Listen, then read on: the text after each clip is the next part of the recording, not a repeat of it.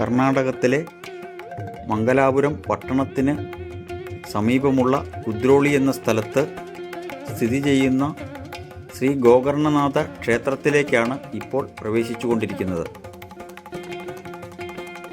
മനോഹരമായി ഗ്രാനൈറ്റുകൾ പാകിയിട്ടുള്ള ക്ഷേത്ര മുറ്റങ്ങളും വളരെ വിശാലമായ ക്ഷേത്ര സമുച്ചയവും വൈവിധ്യമാർന്ന ഗോപുരങ്ങളും സ്വർണ്ണവർണ്ണം പൂശിയ പെയിൻറ്റിങ്ങുകളുമുള്ള ക്ഷേത്ര സമുച്ചയം വളരെയേറെ ആകർഷകവും ഭക്തിസാന്ദ്രമായ അന്തരീക്ഷം സൃഷ്ടിക്കുന്നതുമാണ്. ഈ ക്ഷേത്രത്തിലെ പ്രധാന ദേവനായ ഗോകർണനാഥൻ എന്ന പേരിലെ ശിവപ്രതിഷ്ഠ നടത്തിയിട്ടുള്ളത് ശ്രീനാരായണ ഗുരുവാണ്. ക്ഷേത്രപ്രവേശനത്തിന് ജാതീയമായി നിയന്ത്രണങ്ങളുണ്ടായിരുന്ന അക്കാലത്ത് ആത്മീയ ആചാര്യൻ ശ്രീനാരായണ ഗുരുവിൻ്റെ പ്രബോധനങ്ങളിൽ നിന്നും പ്രചോദനം ഉൾക്കൊണ്ട് എല്ലാവർക്കും പ്രവേശനമുള്ള ഒരു ക്ഷേത്രം നിർമ്മിക്കണമെന്ന ലക്ഷ്യത്തിലേക്കായി ഇവിടുത്തെ ഒരു പ്രബുല സമുദായമായ ബില്ലവ സമുദായത്തിലെ സമുദായ നേതാവും മഹാശിവഭക്തനും ധനിക വ്യാപാരിയുമായ അധ്യക്ഷ ഹെയ്ഗെ ബസാർ കൊരഗപ്പ 1912 പണി കഴിപ്പിച്ചിട്ടുള്ളതാണ് ഈ ക്ഷേത്രം.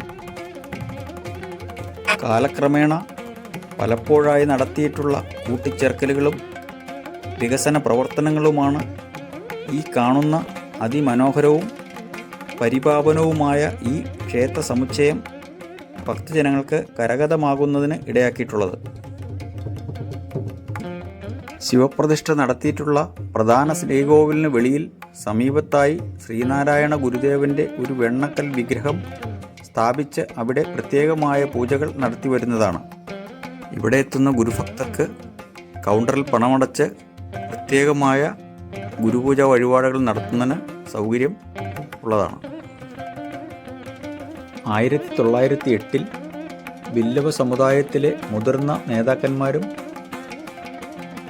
വ്യാപാരി പ്രമുഖൻ അക്ഷയ കൊരഗപ്പയും ശ്രീനാരായണ ഗുരുവിനെ കാണുകയും ഒരു ക്ഷേത്രം നിർമ്മിക്കുന്നതിന് ഉപദേശങ്ങൾ ആരായുകയും ചെയ്തു. ബില്ലവ സമുദായം ഗുരുവിനെ ഒരു ആത്മീയ ആചാര്യനായി കാണുകയും ആത്മീയതയിലുള്ള ഗുരുവിൻ്റെ അറിവും അനുഭവവും പ്രയോജനപ്പെടുത്തി കേരളത്തോട് അടുത്ത് കിടക്കുന്ന മംഗലാപുരത്ത് ശിവഭഗവാനെ ആരാധിക്കുന്നതിന് ഒരു ക്ഷേത്രം 1912 പണി കഴിപ്പിച്ചിട്ടുള്ളതാണ്.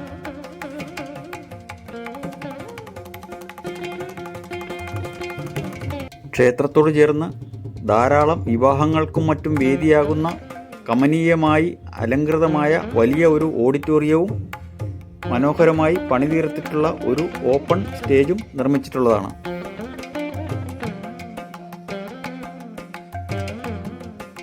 ശില്പചാതുര്യം തുളുമ്പുന്ന കൊത്തുപണികളും മനോഹരമായ ധാരാളം ശില്പങ്ങളുമുള്ള ഈ ക്ഷേത്രം ദ്രാവിഡ ശൈലിയിലുള്ള വാസ്തുശില്പ രീതിയിലാണ് നിർമ്മിച്ചിട്ടുള്ളത്.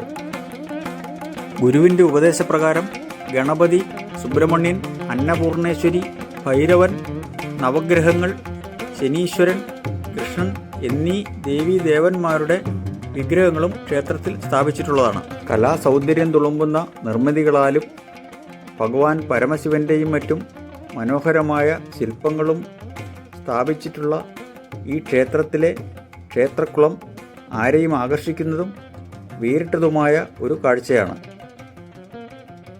ക്ഷേത്രത്തിന് പുറമേ നിന്നുള്ള കാഴ്ച കണ്ണഞ്ചിപ്പിക്കുന്നതും മനസ്സിന് കുളിർമ നൽകുന്നതുമാണ്.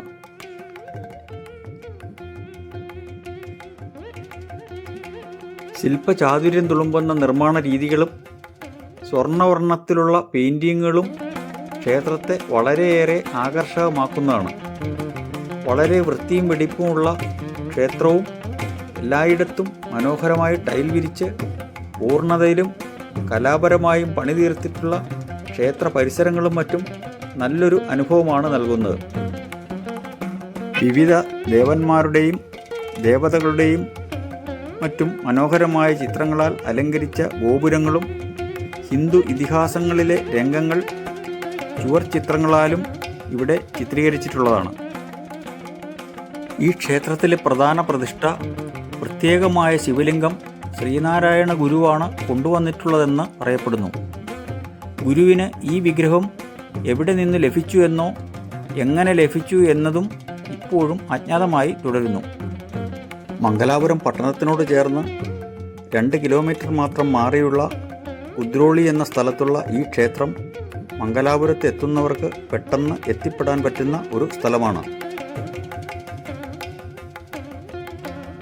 മൈസൂർ സുൽത്താൻ ടിപ്പുവിൻ്റെ സൈന്യത്തിൻ്റെ കുതിരലാടങ്ങളും മേച്ചിൽപ്പുറങ്ങളും ഉണ്ടായിരുന്ന സ്ഥലമായതിനാൽ കുതിരെ എന്നാൽ കുതിരയെന്നും ഹള്ളി എന്നാൽ വില്ലേജ് എന്നും അർത്ഥം വരുന്ന കുതിരേഹള്ളി എന്നറിയപ്പെട്ടിരുന്ന പ്രദേശമാണ് കാലക്രമേണ കുദ്രോളി എന്ന് അറിയപ്പെടുന്നത്.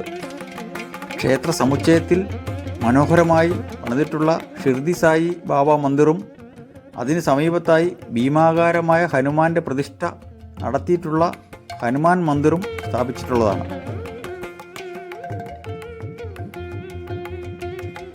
ഈ ക്ഷേത്ര സന്നിധിയിൽ അനാവശ്യമായ നിയന്ത്രണങ്ങളോ വസ്ത്രധാരണ രീതികളുടെ നിർബന്ധങ്ങളോ കാണാൻ സാധിച്ചില്ല. തികച്ചും ശാന്തവും ഭക്തി നിർഭരവുമായ അന്തരീക്ഷം.